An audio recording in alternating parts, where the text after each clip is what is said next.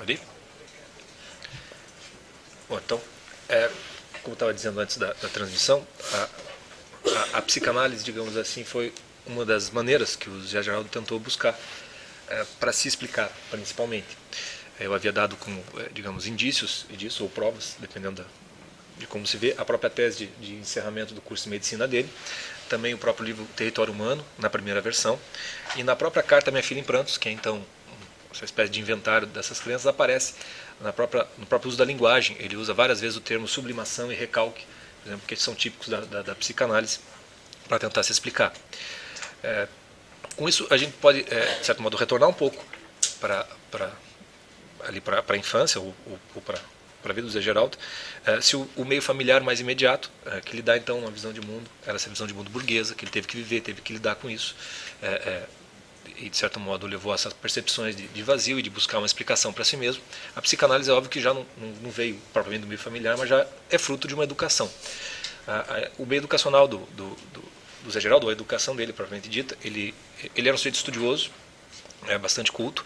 Ele estudou num colégio de padres salesianos no Rio, depois ele foi fazer uma espécie de ensino médio hoje, no Liceu Condorcet em Paris, e voltou para cá. Quando ele faz a medicina aqui, eu não me lembro, não me recordo o crítico, eu não consegui achar o artigo em que diz que, inclusive, ele teria sido um dos primeiros a trazer o Freud para o Brasil, que não seria nem muito conhecido e, de certo modo, ele já introduziu, que é óbvio que ele trouxe isso de Paris. Então ele já estava antenado de alguma maneira com tudo que está se passando, que é uma característica muito, muito grande dele. Só para ter uma ideia de como ele de fato era muito estudioso e muito interessado por tudo, quando ele chegou em Paris, como ele mesmo diz num depoimento, me metia na Biblioteca Municipal de Paris, Biblioteca Nacional, a ler grego, latim, dicionários, romances, poesia e história. E dessa educação então feita no Rio, em Paris, dessa coisa antenada de novidades, de acompanhar o que está se passando, desse além do que estava sendo dado em sala de aula, derivam acho que duas das características mais evidentes da obra do José Geraldo Vieira, que é a sua erudição e o cosmopolitismo. Seus romances nunca se passam só num lugar, passam-se vários, há referências a várias culturas, digamos assim, e esses dois traços são, 10 em cada 10 críticos se referem a isso o tempo todo, né? O que às vezes fica parecendo que é uma coisa óbvia na obra, mas é muito pouco estudada, na verdade, de que maneira isso está de fato presente na obra do Zé Geraldo. A coisa dele ser muito antenado, que eu me falei, isso aparece mais claramente no próprio Território Humano. O Território Humano ele está lá com seus problemas. Passa-se um período do livro, obviamente, durante a Primeira Guerra Mundial, que ela quase não é citada no livro, propriamente dito. Mas é citado ele, então passando por todos os problemas lá de relacionamento, de aproximação com a amante, ele nunca deixa de estar buscando jornais, os últimos jornais que estão vindos da Europa a respeito da guerra. Ele vai no cinema para assistir os jornais cinematográficos, que na época era um modo mais rápido de você se informar. Ele estava sempre antenado, de fato, com o que estava se passando, com a própria literatura. Ele nunca deixava de estar informado disso. O que também já chama atenção para esses primeiros 40 anos, porque essa própria educação, essa erudição, essa cultura, esse cosmopolitismo, essa antena, então, aberta para o mundo, ela mal aparece nessas primeiras 4 obras, pelo menos. Ela vai aparecer só no A 40ª Porta, onde você vai ter... Então, o que era, digamos assim, nem pano de fundo, mas era quase esquecido, passa a ser algo central dentro do romance.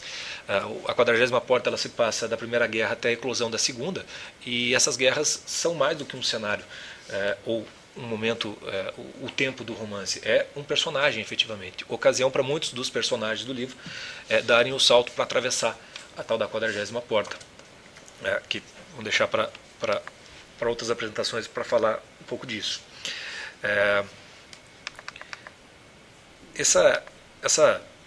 Na 40ª Porta a gente já vê então um homem em exílio já fazendo esse balanço a respeito do que foi a sua vida aos 40 anos. Um trecho da 40ª Porta que mais chama a atenção é justamente um personagem que é ele, que ele sempre está nos livros dele, que é o Albano, e no dia em que a guerra estoura, ele está na Itália procurando a Jandira, uma brasileira que é a sua amante, e ela está em Paris, e ele quer desesperadamente voltar para Paris. Só que a guerra estourou e ninguém consegue sair da Itália. Todo mundo quer sair e ninguém consegue. Não tem voo, está tudo fechado para voos, etc. E ele briga chega a ser preso, inclusive, no romance, e ele briga lá com o funcionário e tudo mais, que ele tem porque tem que voltar para a França, para Paris, porque ele tem um problema muito grave para resolver lá. E o cara falou, mas escute, você não está percebendo que nós estamos em guerra? Que todo mundo tá... E ele simplesmente ignora aquilo. Né? É uma intenção muito clara do Zé Geraldo de mostrar a um homem, então, que o seu problema pessoal vale mais do que o problema do mundo como um todo. Né? É uma espécie de autocrítica que ele mesmo se faz. E aí dá para se entender, então, como ele mesmo vê a sua visão de mundo nesses primeiros 40 anos, é um trechinho que ele coloca na carta Minha Filha em Prantos, que ele diz o seguinte: esse mundo pequenino, íntimo, enquistado dentro de mim, como o mecanismo de um relógio no pulso da alma, era a forma infinitesimal de uma grandeza exterior, vivida, sentida, mas que eu reduzia a um microcosmo, assim como quem, estando no litoral firme, real, enxuto, só se atreve a ver, sentir e viver a vida de uma ilha distante, pelo que da ilha se reflete pequenino, translúcido, microscópico quase, num binóculo posto ao contrário. É claro que esse processo, então, de inventário de crianças não foi feito tipo, agora vou sentar aqui e ver o que eu fiz da minha vida. Não, é claro que é um drama existencial. Como a gente viu, ele encontra a alma gêmea, a musa inspiradora, ele se relaciona com ela, fica claro que ele está disposto a abrir mão da mulher e dos 5 filhos que ele tem para ficar com ela. Ela ajuda muito ele a escrever, esse é a 40ª porta, portanto, esse processo então de colocar o mundo como no centro e não mais o euzinho dele, já era algo que vinha se passando com ela, mas no meio do caminho ela morre, e aí ele entra num processo de depressão profunda, vai para Marília, ele vai reescrever 5 vezes a 40ª porta lá para tentar achar a coisa certa. E de fato ele faz, ele repassa toda a vida dele. Na carta Minha Filha em Prantos, talvez o que mais chama a atenção do quanto ele de fato conserta, ele mesmo diz, né? Você se lembra, eu li isso na parte da biografia, que ele é fruto de uma educação burguesa que ele conserta pela literatura. E de fato é exatamente isso que parece, porque esse mundo burguês que está presente o tempo todo, porque as filhas dele ainda estão vivendo, etc. e tal, e a filha está em prantos de certa maneira ainda porque tem uma cosmovisão burguesa, onde o seu umbigo ainda é mais importante do que acontece com o mundo. O tom com que o Zé Geraldo se refere a esse mundo burguês é um tom que não tem nada de ressentido, nem de raiva, nem de ódio, nem de desprezo, muito pelo contrário, é um tom de bastante compaixão com relação a tudo aquilo, e ele tem toda uma delicadeza para falar para a filha, que é coisa rara, que ele não conseguiria fazer se aquilo ainda fosse um problema para ele. E até a respeito disso, ele consegue fazer de fato um inventário de crenças, porque depois dele falar aquilo tudo, que tinha cozinheira e tudo mais, todo mundo fazendo as vontades, ele termina aquele parágrafozinho, se referindo para a filha, dizendo assim para ela que aquela vida burguesa então era o ensaio para o mundo, não um mundo verídico, mas um mundo de exceção, que é a inocência, só essa realmente merece. Quando ele fecha então esse seu processo, esse inventário, dá para colocar como epígrafe então desses primeiros 40 anos e abertura para os próximos 40, a última frase praticamente da 40ª porta, onde o personagem, o Albano, vai dizer o seguinte. O Albano é aquele então que estava na Itália. Ele vai dizer o seguinte, ele vai para a guerra daí como um aviador, no livro. Ele vai dizer: já não sou um homem disponível diante de uma encruzilhada, e sim um filho que está continuando a tradição da casa. A tradição da casa no romance tem um significado específico, né? Mas para nós aqui é interessante usar isso como analogia para a vida do Zé Geraldo, porque a tradição da casa, então, portanto, se refere de certo modo à tradição literária, aquele então conscientemente se filia. A partir de então, eu quero crer. E ele é explícito com relação a isso num depoimento que ele dá quando é comemorado os 40 anos da obra ficcional dele, já em 1971. Ele se coloca como um cronista-mor, que ele diz que é, de certo modo, a vocação do povo de língua portuguesa. Ele fala que a língua portuguesa foi feita para ser um grande cronista do mundo. Ele vai se referir justamente aos cronistas da época das circunnavegações, que acompanhavam então as naus portuguesas por todo o mundo. Ele vai dizer a respeito disso então e da sua própria obra, já agora a obra como um todo. Ele diz assim: a minha obra pretende, não por vaidade, sim por tradição, continuar Fernão Lopes e Zurara, porém quanto ao mundo de hoje, não como história, mas como histórias. É por isso que não me satisfaço em ser romancista de bairro, de uma cidade, de um país, de uma época. Quero o romance temporo-espacial, um estilo em redoma que abarque tudo, mero recesso gráfico e acústico da contemporaneidade total. talvez o melhor exemplo desse cronista esteja no penúltimo livro dele, chamado Paralelo 16, onde ele vai narrar a construção de Brasília, como se fosse um cronista de fato. Ou na própria 40ª Porta, onde você vê ali que existem personagens como o pai do Albano, que vai para a Rússia, volta para Portugal, eles são uma família riquíssima, volta para Portugal e faz praticamente ele volta comunista e tenta socializar tudo que tinha no Mogadouro, mas você vê ali que se o Zé Geraldo tivesse se tornado comunista, o livro não seria esse livro.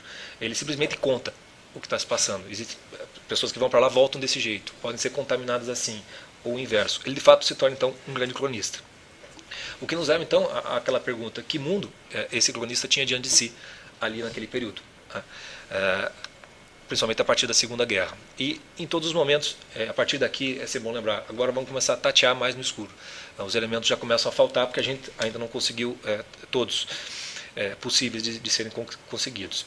E nesse momento, em todos os momentos, o que o Zé Geraldo fala é o seguinte: o que nós estamos vendo aqui é uma tragédia. É um mundo que se destruiu e que precisa ser reconstruído de alguma maneira. Ele mesmo diz que a literatura já não pode ser sorriso da sociedade, né? Ela tem que, de certo modo, ajudar nessa reconstrução. E nesse sentido ele diz que ele acredita que é preciso novas formas de expressão, é preciso criar novas formas de dizer o que está se passando, porque as velhas já não dão conta de dizer isso. E é o que ele vai começar a tentar fazer. Nesse momento, você se lembra na Carta Minha Filha em Prantos, que a partir de agora a visão de mundo dele passa a ser um servir, em caixa alta, como ele coloca no livro. O servir ali que ele se refere é à literatura como um todo, mas através da literatura ele quer servir então à humanidade. O primeiro livro que ele lança depois desse período se chama A Túnica e os Dados, que é a crítica, é um dos livros mais discutidos dele, justamente pelas inovações técnicas que ele tentou colocar ali.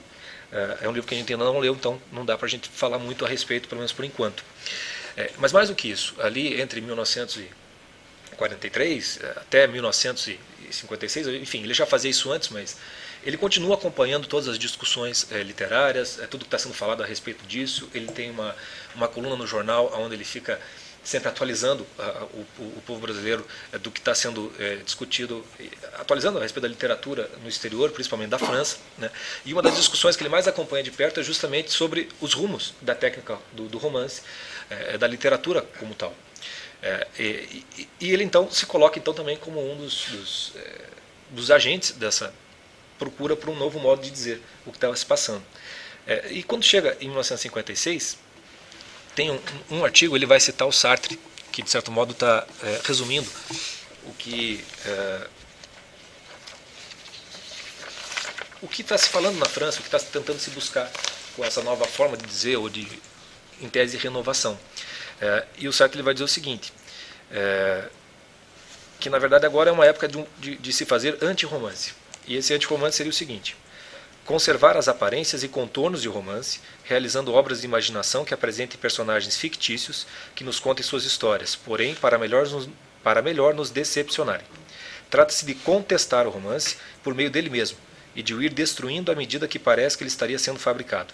Enfim, descrever o romance relativo à história do romance que não se faz, que não pode ser feito, criando uma outra ficção que lembra aquela tela de Miró, o assassínio da pintura. O Zé Geraldo Verno, nos artigos dele, ele não emite muita opinião a respeito disso, né? O que ele faz como um bom cronista, ele constata simplesmente que essa turma, na verdade, não está criando nada novo por enquanto, só destruindo o que havia antes. E não havia nada para colocar no lugar, na verdade. E o Zé Geraldo já tinha visto isso na sua vida. Voltando de novo então para aquilo que forma a sua visão de mundo, quando ele estava em Paris e também na Alemanha, logo depois da Primeira Guerra, quando ele passou muito por lá, ele entrou em contato direto com os dadaístas, né? Ele teve um contato profundo, e a gente viu aqui nas apresentações da Bel o caráter destruidor e avassalador dessa destruição. E o Zé Geraldo nunca foi dadaísta, pelo contrário, ele nunca teve nada dessa coisa de renovação. Então é claro que ele estava preocupado também com isso, era preciso renovar, mas ele não estava desse lado da facção, né? Ainda não lemos o suficiente para saber se ele se filiava a alguma corrente de fora a esse respeito. Tudo que ele fala é justamente do anti-romance, o tal do romance branco, e se refere a isso como o pessoal que está destruindo sem criar nada no lugar. Ele, em relação então a essa visão da literatura naquele momento, essa necessidade de reconstrução, algo que o Zé Geraldo, então, vai fazer parte dessa visão de mundo dele, é uma esperança na juventude. Ele era um entusiasta da juventude e acreditava, de fato, que só a juventude poderia resgatar ou reconstruir o mundo. Só para vocês terem uma ideia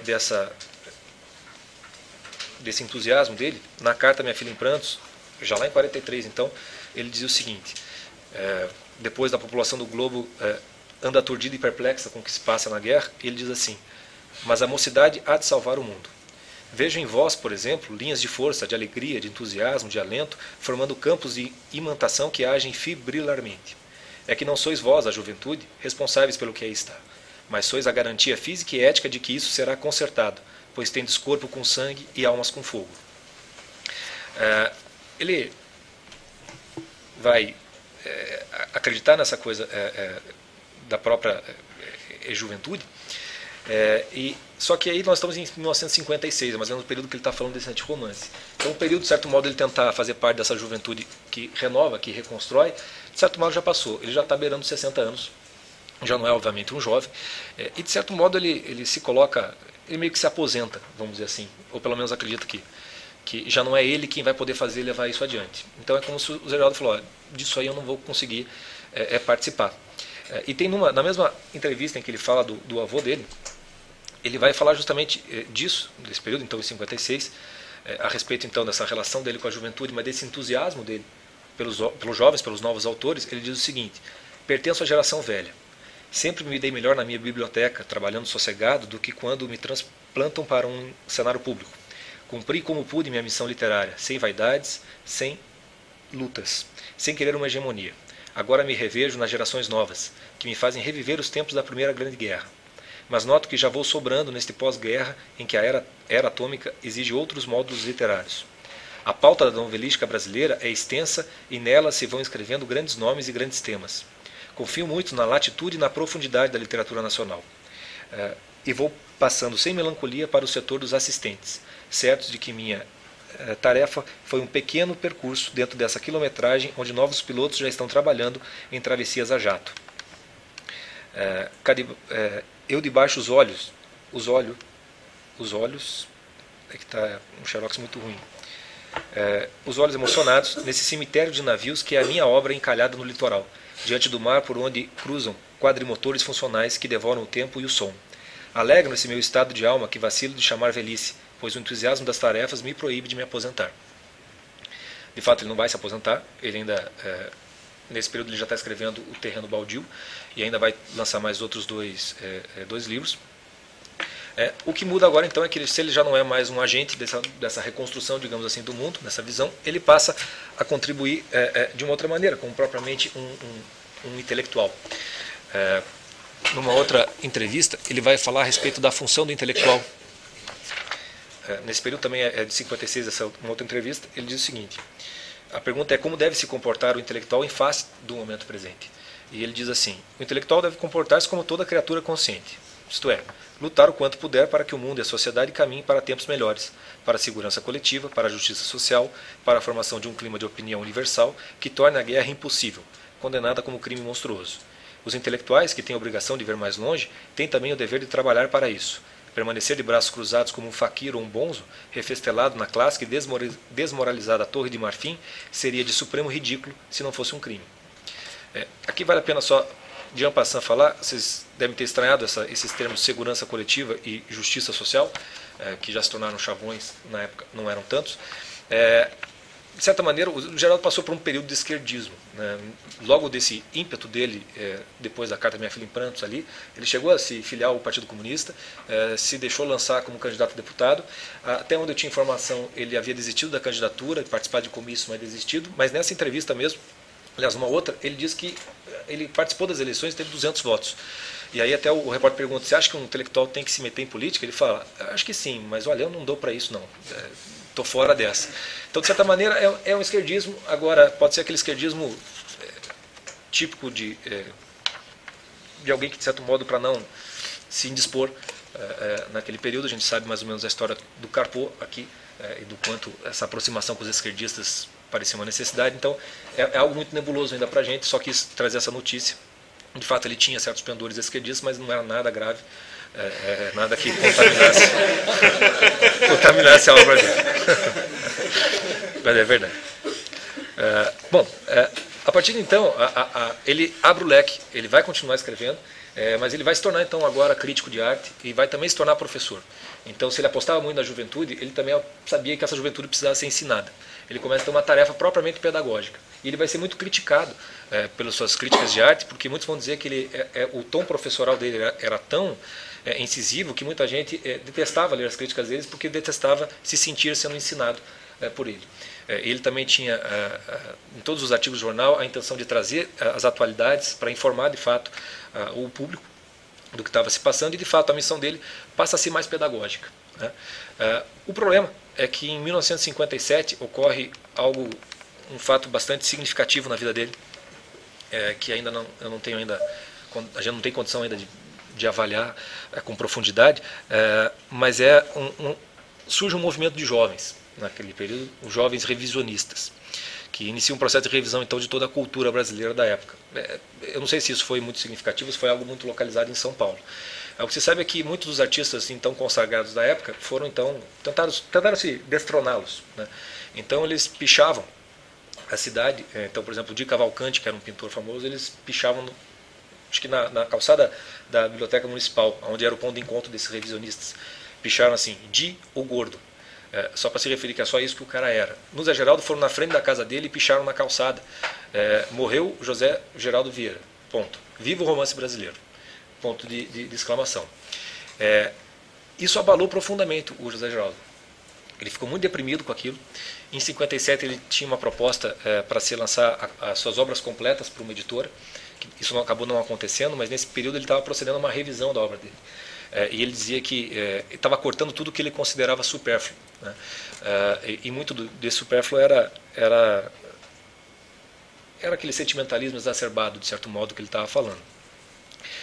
Agora, quando acontece esse fato, tem uma entrevista que é feita acho que no dia seguinte ou na semana, e você vê que ele está muito abalado com aquilo, e ele diz assim que agora é que eu vou ser mais severo ainda comigo mesmo, eu vou podar tudo, até refazer certos livros como o Albatroz, de que eu achava que tinha que mudar muito.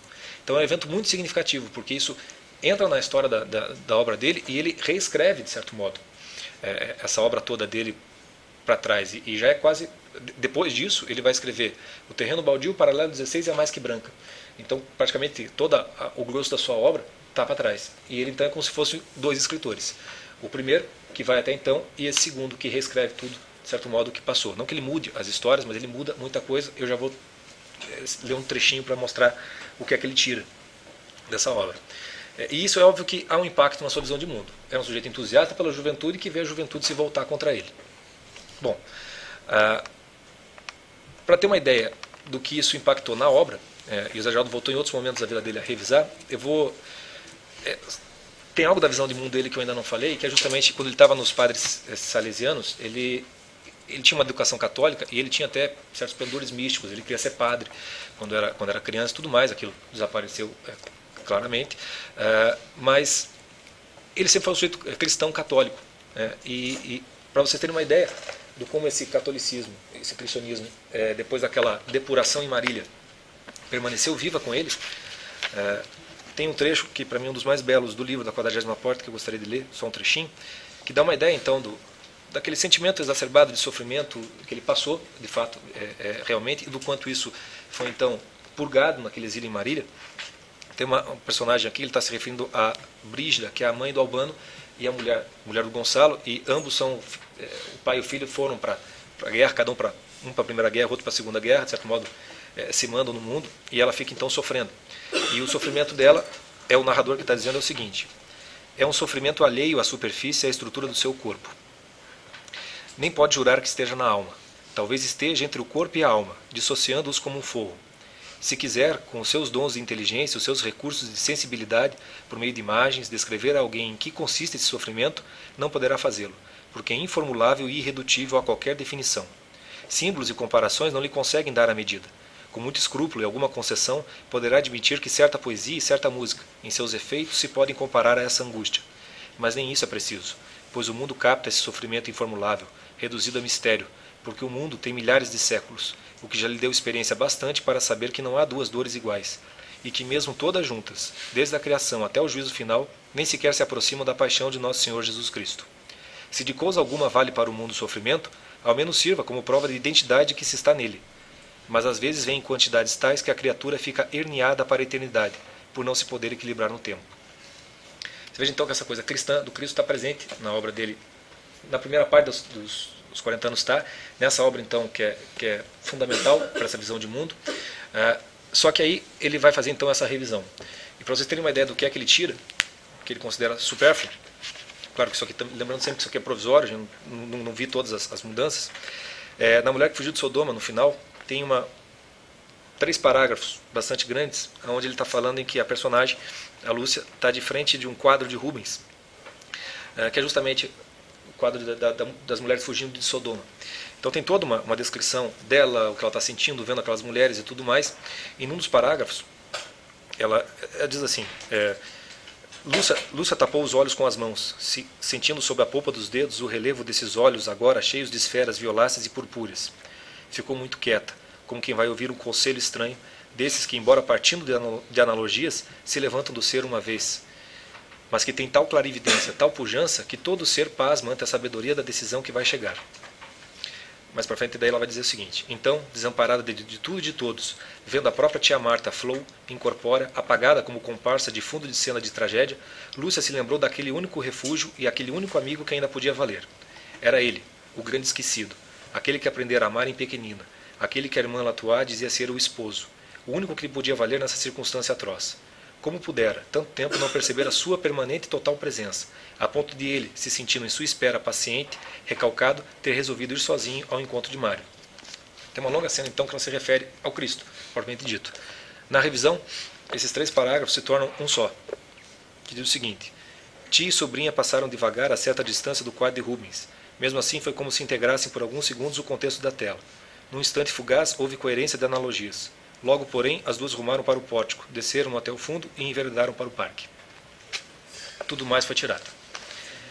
A gente está estudando isso ainda, não sei a gravidade da coisa, mas foi inevitável não fazer analogias com Carpo e com aquela coisa de ele precisava esconder sua religiosidade, enfim. Vou deixar a coisa simplesmente como hipótese. O efeito disso aí também foi muito relevante para os livros subsequentes dele. O próximo que ele estava escrevendo é O Terreno Baldio, que ele mesmo diz o seguinte, que é um imenso bueiro de detritos, súmula do pós-guerra tônico, que vai terminar assim. Então, de certo modo, essa esperança na juventude, da qual, no entanto, ele nunca vai deixar de tentar ensinar. Ele termina O Terreno Baldio citando um diálogo, acredito que é do Mênon, do Sócrates. O final do livro é o seguinte: o sujeito está ali preparando para o almoço e ele diz assim: será um bom remate para a história. É o diálogo que o Mênon diz o seguinte: estarias disposto, Sócrates, a dizer-me se a virtude pode ser ensinada, ou se pode ser adquirida pelo exercício? Ou não será ela nem ensinável nem adquirível pela prática, mas sim recebida através de nossa própria natureza? E o Sócrates responde: meu excelente Mênon, segundo o nosso raciocínio, a virtude nos parece resultar, naqueles em que ela se encontra, de um exclusivo favor divino.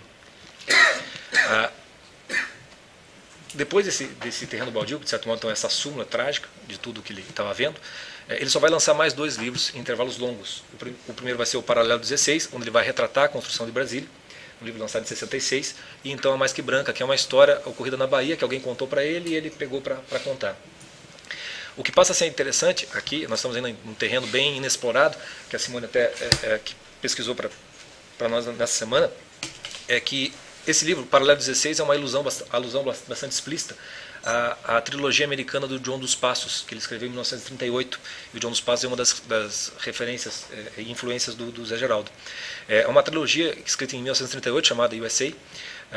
O primeiro livro dessa trilogia se chama justamente Paralelo 42, que tem a ver com a latitude, né, de onde a coisa passa. E essa trilogia do João dos Passos é uma crítica devastadora da decadência cultural propriamente americana, em que ele vai empregar técnicas de noticiário filmado e de olho cinematográfico para lidar com centenas de personagens que mudam constantemente de cena e com uma extensa história social.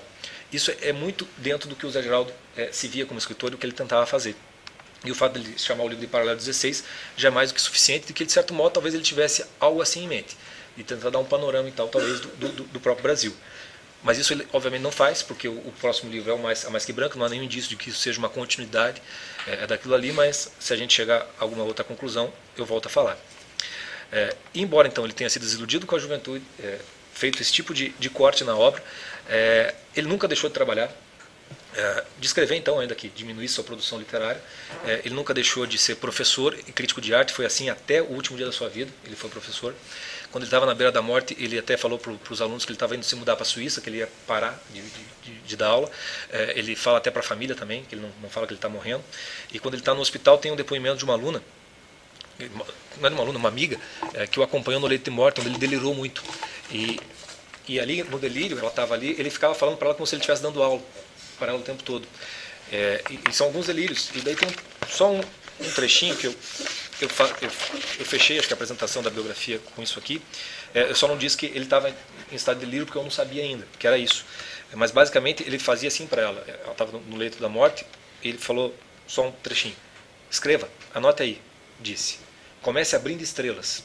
Ela acha que era em lugar de aspas, ele falou estrelas. Já fizemos o cenário para hoje. O céu muito azul. Muitos pássaros voando vão pousar no colo das casuarinas que eu plantei. Mas quem está aí? Estão batendo na porta do silêncio. Um hospital é sempre desagradável porque não tem lareira. E aí depois, no final desse delírio, ele vai dizer: vejo agora nitidamente que Deus tem asas enquanto a bondade dos homens é pequena. Fecha estrelas. Esse é o último delírio que ele tem antes de morrer. Dessa então, visão de mundo dele dos 40 anos e essas hipóteses dos próximos 40, talvez muitos tenham se perguntado. Falei de muita coisa, de cosmopolitismo e tal, e o Brasil, onde é que fica nessa história? De que impacto teve a vida brasileira? É justamente a pergunta que nós nos fazemos no grupo. É um enigma. O Brasil simplesmente quase não aparece nas obras do Zé Geraldo. Como diz o Olavo, o Zé Geraldo parece mais um escritor português do que brasileiro. Os personagens não são propriamente brasileiros, embora o cenário possa ser brasileiro. Se a gente voltar para a visão de mundo que o Zé Geraldo recebeu nas primeiras décadas do século XX, nesse grupo a gente viu, a Simone nos apresentou o livro do Brito Broca, né, A Vida Literária no 1900, na sequência aquele livro da livraria José Olímpio. A gente tem uma boa noção do que ele estava vendo em termos de Brasil, de vida literária. Né? Lembra-se que lá o Rio de Janeiro tentaram-se tornar o Rio uma Paris, em termos de escritores era tudo moda, né? Então uma época era a Grécia que eles imitavam, na outra era os dandies, era tudo sempre uma aparência. E tem algo que, acho que vocês se lembram, que eu li no depoimento dele, que nesse período ele mesmo se refere, tinha índoles de proto-dadaísta. Ele tentava descascar toda essa gente para ficar com aquilo que era por trás dessa aparência, né? A vida. E a gente lembra do Rui Barbosa, que ele viu, então, aquela figura imponente, se dirigindo ao cinema e falando "não me amole para um mendigo", dentre outros escritores que ele foi descascando para pegar o que havia por trás. Certamente, o que ele via era, claro, uma banalidade, uma futilidade, que ele via nele mesmo, né, naquela educação burguesa. E é claro que ele comparava com aquilo que ele via fora, né, em Paris e tudo mais. E se ele tinha essa ideia de tirar então essa casca toda para ficar com a vida, o que sobrava disso daí não aparece propriamente nos livros. O que aparece, por exemplo, na carta Minha Filha em Prantos é que ele dizia o seguinte: em 1922 eu me cuidava uma exceção. Hoje sei bem o que sou. Exceção sim, mas autista. Eu já vi esse trecho. E de certo modo é exatamente assim que ele parece com relação ao Brasil. De exceção, a gente pode entender melhor, não o que ele quer dizer, mas que de fato ele era uma exceção, pelo que o Carpo achava dele, do Zé Geraldo. Ele tem dois trechinhos de duas cartas, que a terceira mulher do Zé Geraldo, então, embora seja a segunda casada, ela tem um artigo dela que ela cita esses dois trechos do Carpo, que eu acho que vale muito a pena citar aqui. É uma carta que ele enviou para o Zé Geraldo dizendo o seguinte: reli ontem, até altas horas da noite, A Mulher que Fugiu de Sodoma. A impressão da primeira leitura de 1940 ficou confirmada. É um romance capital.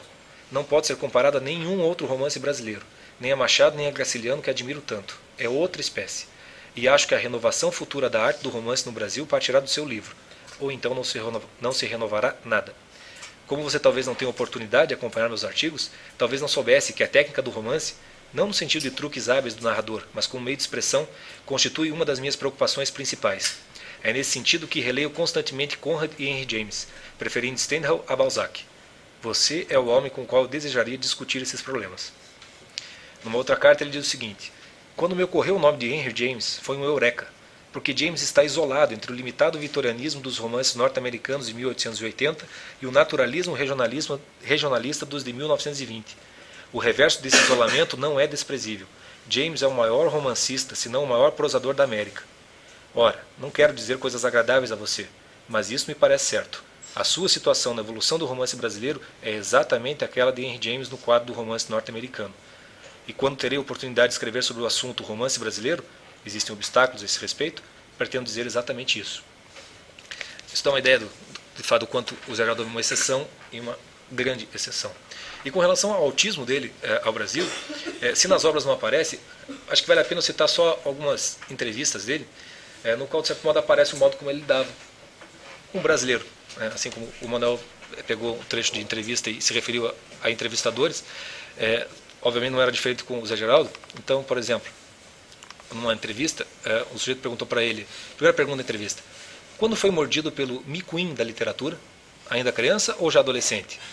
E o Zé Geraldo responde: essa palavra micuim, dia de calor, palavra de honra. E aí o cara muda a palavra para outra coisa. No período quando ele... naquela entrevista, quando ele tinha sido lá sacaneado pelo movimento revisionista, ele estava muito abalado, o entrevistador era um cretino. E ele pergunta assim, em várias perguntas idiotas, ele pergunta assim: já sentiu vontade de assassinar alguém? E o Zé Geraldo responde: afinal, seu Freitas, isso é entrevista ou confissão? Vocês repórteres abusam com frequência. Não assuma nesse seu inquérito áreas de psicanalista travestido de locutor de televisão. Se lhe agrada satisfazer o ânimo disponível de milhares de leitores das folhas, vá bater em outras portas onde haja pessoas ávidas de exibicionismo, propaganda e publicidade. Procure os Cocteau, os Dali Mirins desta terra, os Marinetti, que pensam que essa vida é uma plateia e um palco. Na mesma entrevista, o cara pergunta: qual o pior livro brasileiro? Responde o Zé Geraldo: livros ruins não chegam a ser livros, logo sua pergunta não procede.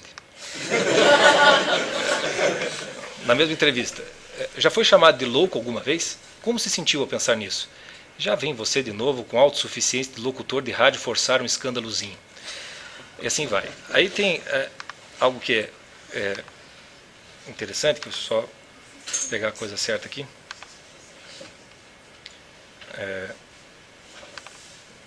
Que é nessa mesma entrevista, só que é uma pergunta a respeito do presidente da República, que até agora que me toquei que eu não sei quem era. Isso em 50 e... sacou? 57. Tiago? Eu informarei isso nas apresentações. Está no programa. Ok. É o Juscelino já? Bom, deve ser o Juscelino. Não, pela resposta é o Juscelino. Você vai ver. O cara pergunta: acha o presidente da República simpático? Aí o Zé responde: acho sim. Chega a ser fotogênico, segundo tenho verificado em jornais cinematográficos. Aliás, devo a ele, como governador de Minas, um estágio de 15 dias em Ouro Preto, Sabará, com uma turma de escritores e artistas. Mas acreditar que a sua excelência fará cair o preço das utilidades, creio que isso é imagem de retórica através da hora do Brasil. Acho também que a sua excelência não devia ter exposto aquelas fotografias de intimismo matinal no banheiro fazendo a barba ou na cama calçando as meias. Da mesma forma que acho que você, Freitas, não tem o direito, com suas perguntas, de transformar os escritores em cobaias de viviseção. Mais respeito, que diabo, lembre-se que pertence à Academia Paulista de Letras.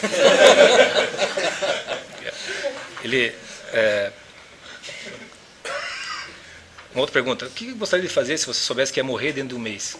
Lá vem você com anzóis de narcisismo místico. E assim sucessivamente. E aí, pergunta assim: acredita na existência de outra vida? Ou acha que isso é pilhéria mesmo? O Zé Geraldo: pilhéria? Remeto, nesse sentido, a alguns autores: Platão, Aristóteles, São Tomás de Aquino e até mesmo Simone Weil. E aí, a última pergunta, que é com que eu gostaria de deixar fechar isso, a apresentação, o sujeito tem a paixão de perguntar para ele: se você tivesse direito a escrever apenas 10 linhas em toda a sua carreira de escritor, é quase um caderno de confissões de criança, né? As perguntas. Se você tivesse direito a escrever apenas 10 linhas em toda a sua carreira de escritor, escreveria o quê? Como usaria esse espaço? Responde Zé Geraldo: não perpetraria sequer um soneto, já que ele exige 14 linhas. Mas... Aí ele diz: mais provavelmente escreveria uma carta. A quem? Eis uma pergunta que eu próprio me faço. E essa então é a ideia que a gente tem do que o Geraldo lidou do Brasil na época, e um pouco da sua visão de mundo.